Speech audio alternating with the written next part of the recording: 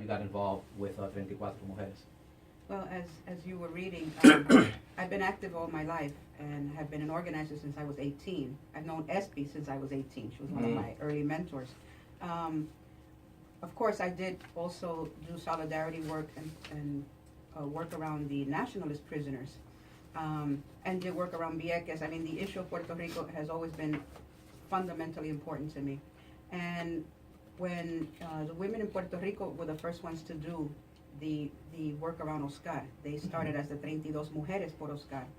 And when Oscar was going to be on his 33rd year, a group of women here in New York began to organize and talk about what can we do.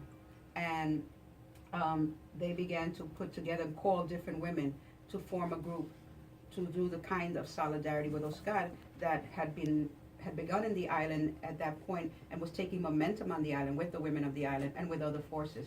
And I was one of the people that was called. And because of my history and my involvement, a lot of different people knew me, and I was called, and I said, absolutely. And I have been with we're now going to, unfortunately, unless Oscar comes out this year, we will be 35 Mujeres por Oscar. 35. But we started when we were 33 Mujeres por Oscar, and that's how I became involved. Wow. And so, tell us about Oscar.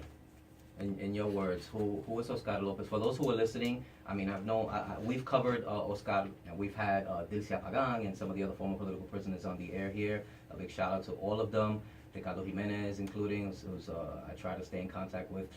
We've also had the blessing of having, because it was two political prisoners just a few years ago, and Carlos Alberto Torres was released after, I think, the 30th year. Right. And so we also had the pleasure of having him on these airwaves as well. So yeah, so there's been some people who have been longtime listeners are familiar, but for those who are listening for the first time, who is Oscar Lopez Rivera? Oscar Lopez Rivera comes to this country at the age of 14 as part of that massive migration of Puerto Ricans that was happening then. Oscar was born in 1943. His family settled in Chicago. He was a student in Chicago. He was also an activist and organizer in Chicago, helped to organize schools in Chicago, was very, very concerned, as many of us were throughout the decades, with the condition of the Puerto Rican community here in the United States. People migrated and wound up in the worst ghettos with poor jobs, poor housing, poor education, poor health care. And so these are the things that initially motivate Oscar to begin and to become active in the struggle for social justice for the Puerto Rican community in Chicago. But of course, as happens, once you begin to get involved at that level where you're dealing with such profound issues, the question comes up, why are we here? Why is this happening? And with that comes the issue of the colonial status of Puerto Rico. What is our relationship to the United States that brings us here? And with that, Oscar then begins to reach a different level of political organizing and political awareness that leads him to the struggle for the independence of Puerto Rico.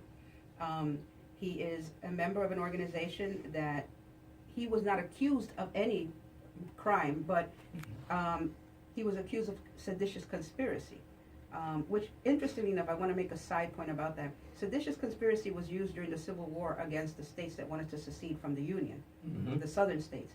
It was then next applied to Puerto Ricans, specifically Don Pedro Albizu Campos in 36, 37, and then later on to Oscar. So seditious conspiracy has been used against us instead of other folks. It's mostly, since the Civil War, used against us.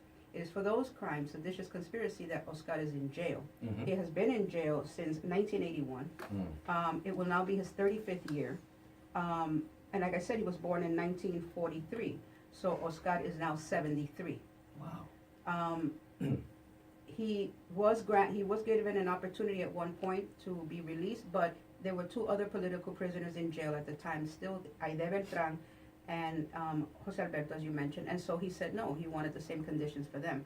They have since been freed, but Oscar had an additional 15 years added for supposedly a conspiracy to escape. Everything has been issues of conspiracy. He hasn't been caught with any crime. He hasn't been caught, in any committing anything. It's all been conspiracy. You conspire to get away from the United States government. Wow. Basically. Yeah, it's crazy, and to be that long for that, I mean, it's just insane. Espie, why don't you come in and share some of your experience, and when did you get involved, and how has been your involvement around 34 Mujeres and the campaign to free Oscar?